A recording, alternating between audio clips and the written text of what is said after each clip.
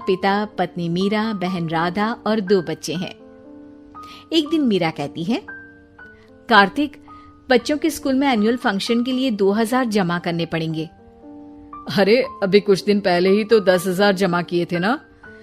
हाँ, वो तो फीस और प्रोजेक्ट के पैसे जमा किए थे। अभी तो अगले महीने एडमिशन फीस और किताबों के पैसे भी जमा करवाने पड़ेंगे। 40 से 50,000 का खर्चा है। मीरा, इतनी तो सैलरी भी नहीं है मेरी, ऐसे कैसे काम चलेगा? तो मैं क्या करूं? बच्चे को सरकारी स्कूल में डाल दूं? मीरा, तुम जानती हो ना, मैं मुश्किल से 35 से 40,000 ही कमा पाता हूँ। इस घर के खर्चे दिन ब दिन बढ़ते जा रहे हैं, थोड़ा कंट्रोल करो ना। क्या खाना और कपड़े पहनना भी बंद कर दूं? मैं ऐसा नहीं कह रहा हूँ मीरा।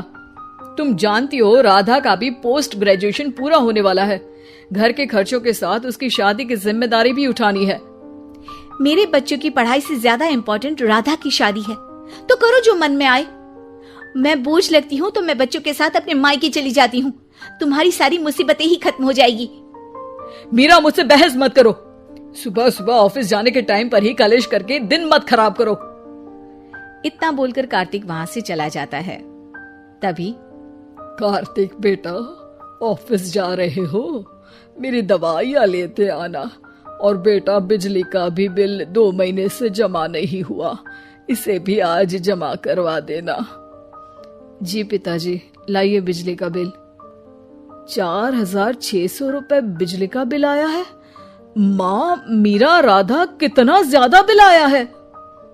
भैया, ये 2 महीने का बिल है और मैं तो सिर्फ फोन चार्ज करती हूँ। अरे बेटा, मैं तो गीजर से पानी गर्म करने के अलावा मेरे कमरे में एक पंखा और एक लाइट ही तो जलते हैं। मीरा, तो फिर इतना बिल कैसे आया? हाँ, सारा इल्जाम मेरे पर ही लगा दो ना।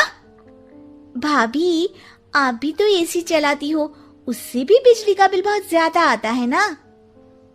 एसी मेरे मायके से आई है और वो भी अब सबकी आंखों में खटकने लगी है। मीरा, अपना मुंह बंद करो और आज के बाद तुम एसी नहीं चलाओगी। माँ, आप भी अपना पानी धूप में गर्म करके नहाया करो। कार्तिक ये कहकर घर से ऑफिस के लिए निकल गया। घर से कुछ आगे जाते ही उसकी गाड़ी पंचर हो गई। कार्तिक को पंचर बनवाकर ऑफिस पहुंचने में लेट हो गया। बॉस ने कार्तिक को अपनी कैबिन में बुलाया। मे आई कम इन सर? कम इन। बहुत लेट हो तुम। सॉरी सर, कुछ प्रॉब्लम्स की वजह से लेट हो गया। मुझे कुछ नहीं सुनना। तुम्हारा टारगेट कंप्लीट हुआ? नो सर, अभी बाकी है। क्यों? सर, मार्केट में बहुत रिसेशन चल रहा है, बिजनेस कहीं से मिल नहीं पा रहा। मैं अपनी तरफ से पूरी कोशिश कर रहा हूँ सर। मुझे तुम्हारी कोशिश नहीं चाहिए, मुझे बिजनेस चाहिए।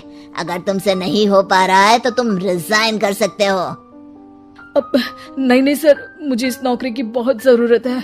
मैं अपनी फैमिली का सिंगल अर्निंग पर्सन हूँ। मेरी जॉब चली गई तो मेरी फैमिली प्रॉब्लम में आ जाएगी सर। इसका ख्याल तुम्हें रखना चाहिए। जाओ यहाँ से, और बिना बिजनेस लाए मुझे तुम अपना मुंह मत दिखाना। कार्तिक बिजनेस की तलाश में इधर से उधर कड़ी धूप में सारा दिन भटकता रहता है और थका हारा जब शाम को घर आया। बेटा, मेरी दवाई ले आए और बिजली का बिल भर दिया? अब दवाई लाना भूल गया पिताजी, और बिजली का बिल जल्दी भर दूंगा। पर बेटा, याद से भर देना, वरना बिजली वाले बिजली काट कर चले जाएंगे। लीजिए पानी। बच्चों के एनुअल फंक्शन के लिए स्कूल में जमा करने वाले पैसे लेकर आए? अभी सैलरी नहीं आई है मेरा, और अकाउंट में ज्यादा पैसे भी नहीं बचे हैं। तो क्या बच्चों को स्कूल भेजना बंद कर दूं? बच्चे अगर इस साल एनुअल फंक्शन नहीं अटेंड करेंगे तो कोई पहाड़ नहीं टूट पड़ेगा। और अब तुम मेरा दिमाग खाना बंद करो। अरे, आप मुझ पर क्यों चिल्ला रहे हैं?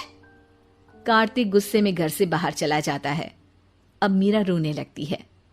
भाभी, आप रोइए मत, टेंशन लेने से कुछ नहीं होगा। पर राधा, घर के भी खर्चे हैं। कार्तिक के गुस्सा करने से घर के खर्चे नहीं पूरे होंगे। पर मीरा बेटा, लड़ाई करने से भी कोई समाधान नहीं मिलेगा, उल्टा घर का माहौल ही खराब होगा। पर मुझे लगता है हमें भी घर के खर्चों में हाथ बढ़ाना चाहिए। मुझे योगा सेंटर में जॉब का ऑफर मिला है, मैं कल से ही जॉब ज्वाइन कर लूंगी।